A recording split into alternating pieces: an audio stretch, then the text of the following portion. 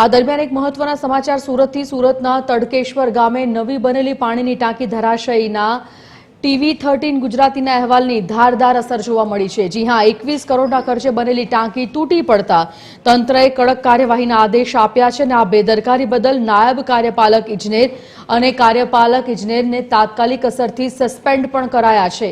Contractor એજન્સીના payment પર રોક લગાવી દેવામાં આવી છે અને જવાબદાર એજન્સીઓને નોટિસ ફટકારાઈ છે। હલકી ગુણવત્તાના બાંધકામ અંગે ખાતાકીય તપાસ શરૂ કરી દોષિતો સામે ફરિયાદ નોંધવાની પ્રક્રિયા પણ તેજ કરવામાં આવી છે।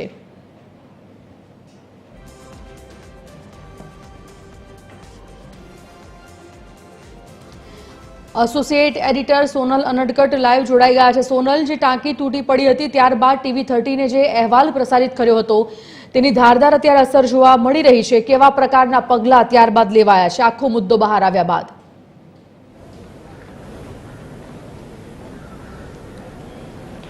જી સંજીવની, જે પ્રકારે આ ટાંકી તૂટી પડી 19 જાન્યુઆરીએ આ ટાંકીનું કામ પૂર્ણ થયા બાદ તેની ટ્રાયલ લેવાની હતી અને ટ્રાયલ દરમિયાન જે આ ટાંકી છે તે પત્તાના મહેલની માફક કરોડભૂસ થઈ ગઈ હતી, નીચે બેસી ગઈ હતી અને મહત્વનું છે કે આ ટાંકી બનાવવા પાછળ 21 કરોડનો જંગી ખર્ચ કરાયો હતો અને આ ટાંકી 33 ગામોને પાણી પૂરું પાડવાની હતી, પણ એ પાણી પૂરું પાડે એ પહેલા જ તે પાણીમાં બેસી ગઈ હતી અને સમગ્ર ટાંકી જે તે તૂટી ગઈ હતી।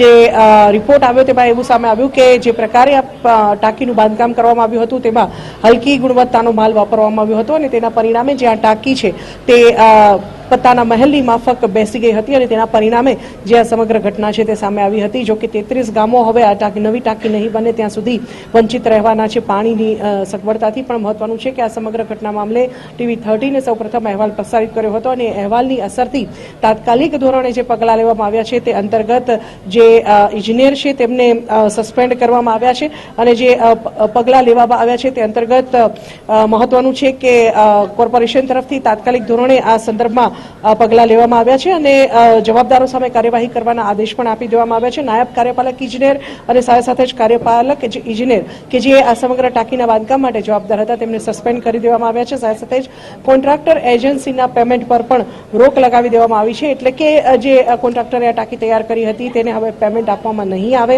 આ ઉપરાંત જે પ્રોજેક્ટ મેનેજમેન્ટ કન્સલ્ટન્ટ અને સાથે જ ઇજારદાર એજન્સીઓને નોટિસ ફટકારવામાં આવી છે અને ખાસ કરીને આ જે કામગીરી થઈ ટાંકીની તેમાં કયા પ્રકારનો માલ વપરાયો અને કયા પ્રકારની જે હલકી ગુણવત્તાની વસ્તુ વપરાણી આ તમામ બાબતોની જે તપાસ છે તે શરૂ કરી દેવામાં આવી છે।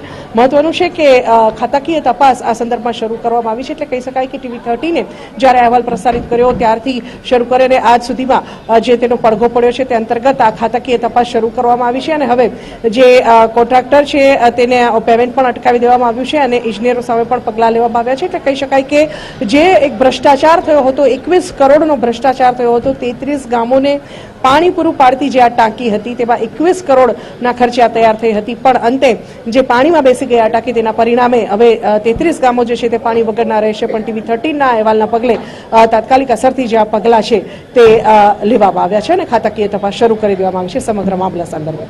જી, જાણકારી બદલ ધન્યવાદ સોનલ।